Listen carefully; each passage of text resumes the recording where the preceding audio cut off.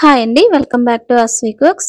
ఈ రోజు రెసిపీ వచ్చేసి కంటి ఆరోగ్యాన్ని మెరుగుపరిచే పొన్నగంటి ఆకుతో పప్పు ఏ విధంగా తయారు చేయాలో తెలుసుకుందాం. ఫస్ట్ టైం మా ఛానల్ చూస్తున్నట్లయితే తప్పకుండా లైక్ చేసి సబ్స్క్రైబ్ చేసుకోండి.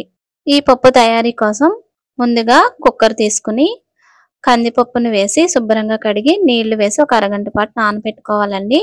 అలా నానబెట్టుకున్న కందిపప్పులో ఒక కట్ట పొన్నగంటి ఆకుని శుభ్రం చేసుకుని వేసుకోవాలండి. ఒక ఉల్లిపాయని ముక్కలుగా కట్ చేసుకుని వేసుకోండి.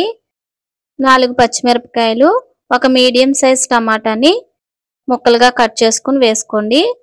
చిన్న నిమ్మకాయ సైజ్ అంతా చింతపండుని కూడా వేసుకోండి. ఒక పావు స్పూన్ పసుపు, 1 టీ స్పూన్ కారం వేసుకుని తగినన్ని నీళ్లు వేసుకోండి. ఈ పప్పులో ముందుగానే కొంచెం నీళ్లు ఉన్నాయి కాబట్టి మరొక గ్లాస్ నీళ్లను వేసుకుని కుక్కర్ మూతకి విజిల్ పెట్టి మూత పెట్టి మీడియం ఫ్లేమ్ లో 4 విజిల్స్ వచ్చేంత వరకు స్టవ్ పై పెట్టి ఉడికించుకోవాలి. 4 విజిల్స్ వచ్చిన తర్వాత స్టవ్ ఆఫ్ చేసుకుని ఆవిరంతా పోయిన తర్వాత మూత తీసి చూస్తే పప్పు అయితే ఈ విధంగా మెత్తగా ఉడికి ఉంటుందండి. ఇలా ఉడికిన పప్పుని మనం సరిపడా ఉప్పు వేసుకుని మెత్తగా మెదుపుకోవాలి. పప్పు ఈ విధంగా మెదుపుకున్న తర్వాత ఈ పప్పుని మనం పోపు పెట్టుకుందాం. పోపు కోసం స్టవ్ ఆన్ చేసి స్టవ్ పైన బాండి పెట్టి తగినంత ఆయిల్ వేసుకోవాలి. ఆయిల్ వేడెక్కిన తర్వాత కొన్ని ఆవాలు వేసి చిటపటలాడిన తర్వాత కొంచెం జీలకర్ర, 7-8 వెల్లుల్లి రబ్బల్ని కచ్చాబచ్చా దంచుకుని వేసుకోండి.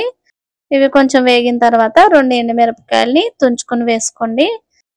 1 రెమ్మ కరివేపాకు వేసి చిన్న మంట మీద నెమ్మదిగా ఈ పోపుని వేయించుకోవాలి.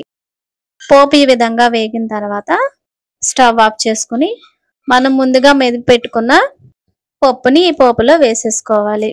ఈ పప్పు మీకు ఇంకా పలచగా కావాలనుకుంటే మాత్రం ఒక చిన్న గ్లాస్ వాటర్ వేసుకుని స్టవ్ పై పెట్టి ఒక 2 నిమిషాల పాటు ఉడికించుకోండి, సరిపోతుంది.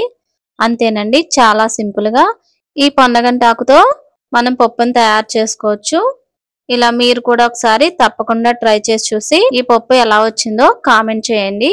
ఈ వీడియో కనుక మీకు నచ్చినట్లయితే మీ ఫ్రెండ్స్ కి, రిలేటివ్స్ కి షేర్ చేసి ఛానల్ ని సబ్స్క్రైబ్ చేసుకోండి.